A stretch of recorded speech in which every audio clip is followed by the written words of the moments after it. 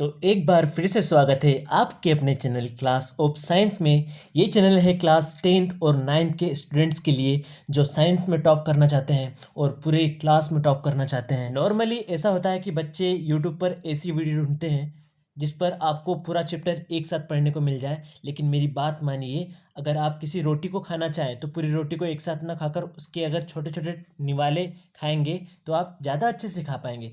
उसी तरीके से आप पूरा चैप्टर एक वीडियो में देखने की कोशिश ना करें। मैं आपको एक एक टॉपिक बहुत प्यारे तरीके से शॉर्ट में निपटा कर याद कराने वाला हूँ, और जब आप एक एक टॉपिक को अच्छे से खाएंगे तो पूरा चैप्टर आपका बहुत अच्छे से खाने में आ जाएगा। इसका मतलब कि आपको पूरा का पूरा चैप्टर बहुत अच्छे से याद हो जाएगा और आप अपने यूनिट टेस्ट में से अच्छे से लिख पाएंगे। तो आज का जो हमारा मुद्दा है उस मुद्दे का नाम है मैग्नीशियम रिबन बर्निंग। अब आपको क्वेश्चन आता है कि why should a magnesium ribbon be cleaned before burning in the air, यानी कि मैग्नीशियम रिबन को जलाने से पहले साफ क्यों किया जाता है।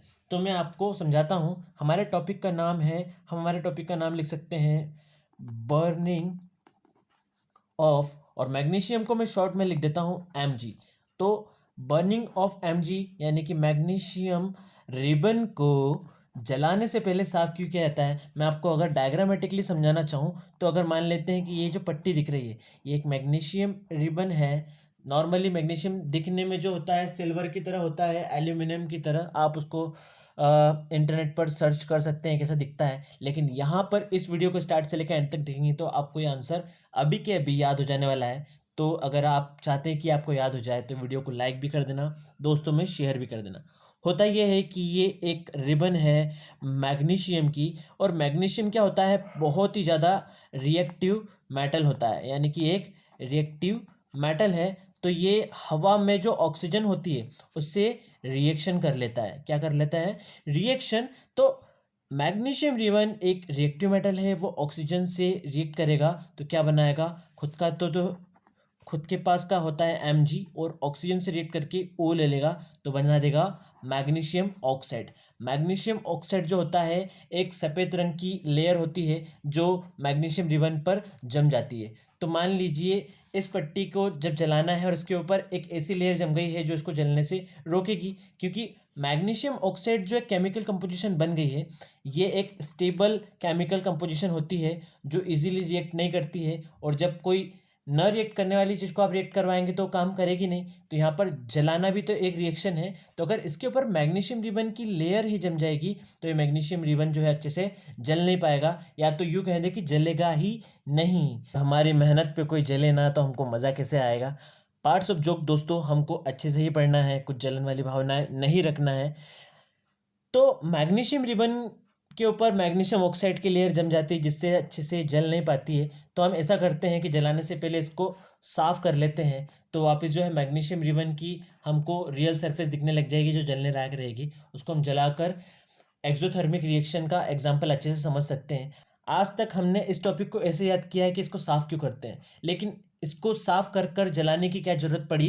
तो इसका एक रीज़न है, और वो रीज़न ये है कि एक रिएक्शन होती है एक्सोथर्मिक रिएक्शन, या उसको हम फोटोकेमिकल रिएक्शन को समझाने के लिए भी मैग्नीशियम रिबन को जलाते हैं।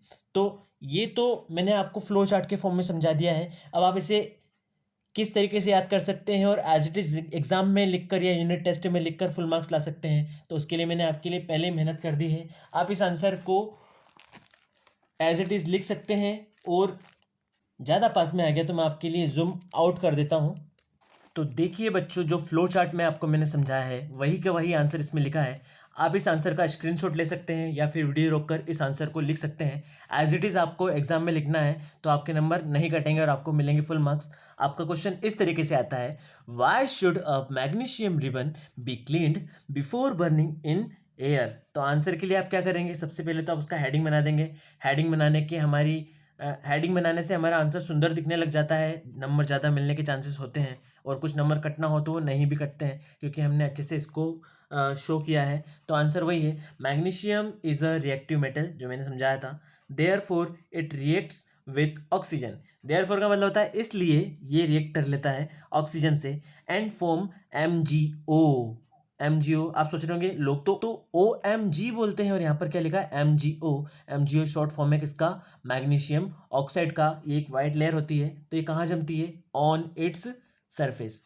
तो अब तक की कहानी आपने समझ ली होगी। इसके आगे क्या है, magnesium oxide is compound that stops the burning reaction because of its stability. और मैंने ये भी बताया था कि मैग्नीशियम रिबन के ऊपर जब मैग्नीशियम ऑक्साइड जम जाता है तो एक ऐसी लेयर बनाता है जो जलने से रोकता है। तो यहाँ पर लिखा है is a compound that stops burning reaction because its stability. ये एक स्टेबल केमिकल कंपाउंड है।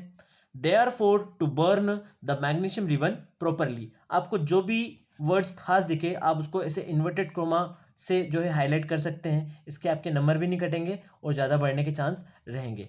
तो to burn the magnesium ribbon it's clean to remove the layer of magnesium oxide, यानी कि अगर आपको इसको जलाना है तो मैग्नीशियम ऑक्साइड के लेयर को आपको रिमूव करना पड़ेगा। उसके लिए आप क्या करेंगे, क्लीन करेंगे। तो इस तरीके से आपका पूरा आंसर रेडी हो जाता है।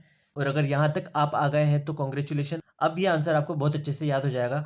दोस्तों अगर वीडियो पसंद आ गया हो तो इसी तरीके से छोटे छोटे टुकड़े में आपको मैं पूरा चैप्टर याद कराने वाला हूँ। तो आप मुझे कमेंट करके ये भी बता सकते हैं कि अगला टॉपिक में आप क्या सीखना चाहते हैं। जो भी आपके डाउट होंगे आपके लिए क्लियर करने के लिए अवेलेबल रहूँगा। आप कमेंट करते रहिए और सब्सक्राइबर भी बढ़ा दीजिए यार, क्योंकि आप लोगों के लिए मेहनत कर रहा हूँ और आपको टॉप कराना मेरा मकसद है और आपका तो मोटो है ही है।